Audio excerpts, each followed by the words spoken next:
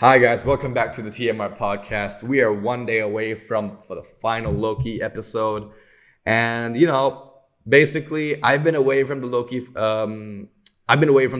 series for quite a while. I did a review or my thoughts on the first one, and I think that I didn't do any since, mainly because I've been quite busy with work and all that stuff. But here we are. It's basically Loki episode 2, 3, 4, and 5 for dummies.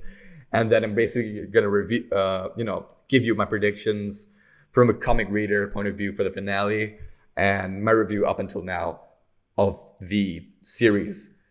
Well, first off, okay, basically, episode 1, everyone pretty much knows by now. He basically finds out that he's chasing himself. This is the 2012 version of Loki. He is the one who hasn't, gone through the redemption arcs that the 2018 dead Loki has gone through in Infinity War.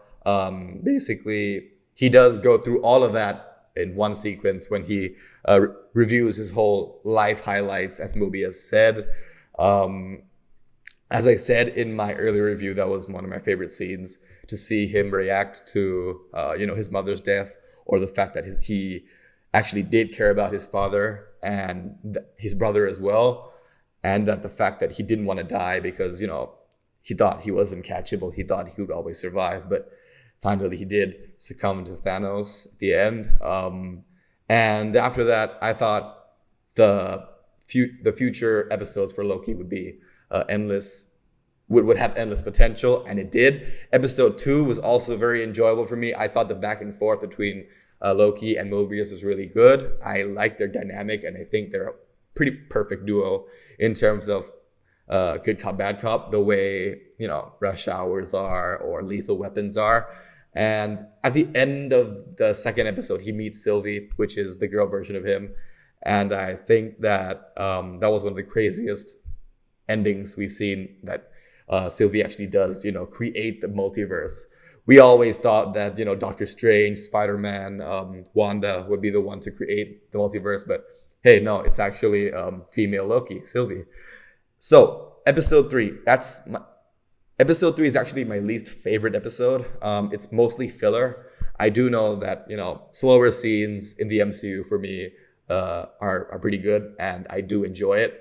But I'm all for character development, but I felt that this one just really stalled for the sake of stalling, that we need to have a breather episode in between all the episodes, that it was going really fast paced and revealing all these, mind-blowing theories about the TVA and all that stuff. And basically, the one thing that we got from this episode is that everyone is a variant. Mobius is probably related to someone with a jet ski, because he's always been talking about a jet ski. So, in his life that the TVA took from him, he was probably, a jet ski instructor or something. That's what I'm predicting for the finale, at least. And I hope that we do see in the finale that he does get to ride his jet ski into the sunset. I think that he will, but we just have to wait and see. Loki episode 4, it was great, back on track after a slower episode 3. And basically the big bombshell in this one is that the timekeepers aren't real. They aren't real. And, I sort of saw it coming from a mile away. Not that I read the comics, but, I feel that there was always someone far sinister behind it. And it just confirms it, that they aren't real, and that there's someone far more sinister behind it, and we're gonna find out at the end of episode 6.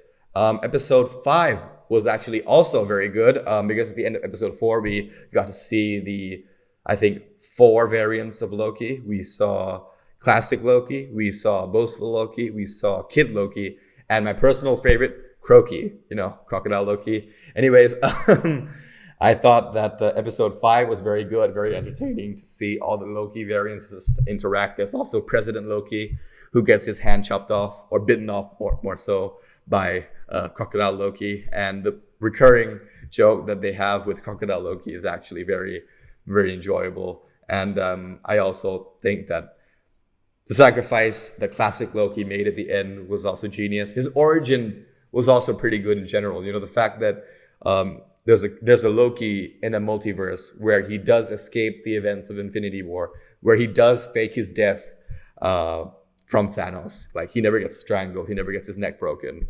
and he just survives the events of Endgame and Infinity War and just does what he does, survive. And he does succumb to Aliyah finally, and it's a shame because Richard E. Grant, he's a fantastic actor. I thought he was going to be around the MCU for longer, but obviously it wasn't to be. It's okay though. I think that he came and he stole the show, and that's what matters. So going into my predictions for the finale, I think the person behind it all, from a series watcher point of view, it's just another variant of Loki. That's what I think. But if we're gonna go full on comics, the person I think who's behind this is actually a villain called Kang the Conqueror. For those of you who don't know who Kang the Conqueror is, basically, he's an Avengers level threat. Basically, right now he's already been cast in the MCU. He's gonna make his supposed debut in Ant-Man 3.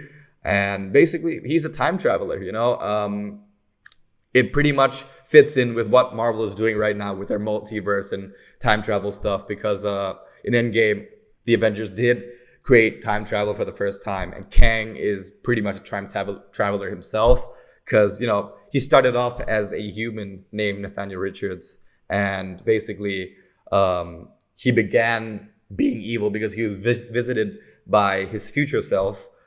He traveled back in time to say, go conquer this and that and this and that. So he conquered various timelines. He conquered various multiverses. And that scheme led to a few more, villainous escapades and all that stuff.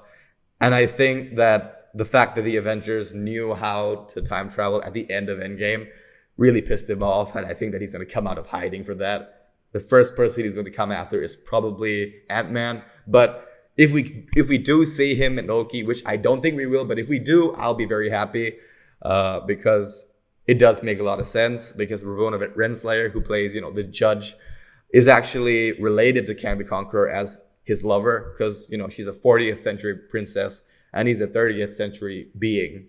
And he does travel into the future to, rekindle their on and off romance.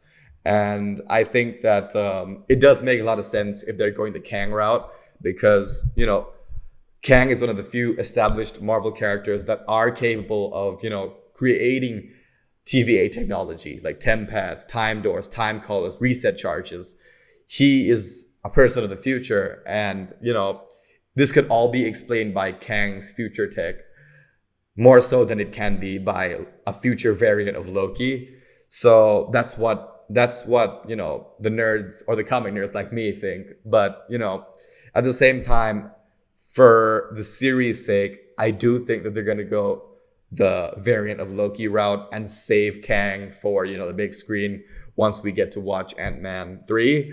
And I think that Kang is one of the villains that are here to stay and eventually build up to an Avengers level threat, because just like Loki, he started off in Thor and slowly made his way up until the Avengers, just like Thanos did, from the Avengers all the way up until he made some appearances in Age of Ultron or Guardians of the Galaxy, and finally he's in Infinity War. The same template will be used with Kang, I think.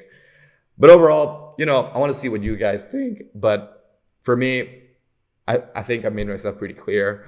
So guys, thank you for watching, and I do hope to see you in my Loki review this week. I do have a special guest for it. I won't reveal who it is yet, but I think that it's going to be an enjoyable episode. Thank you very much, and I will see you next time. Don't forget to subscribe, and thank you.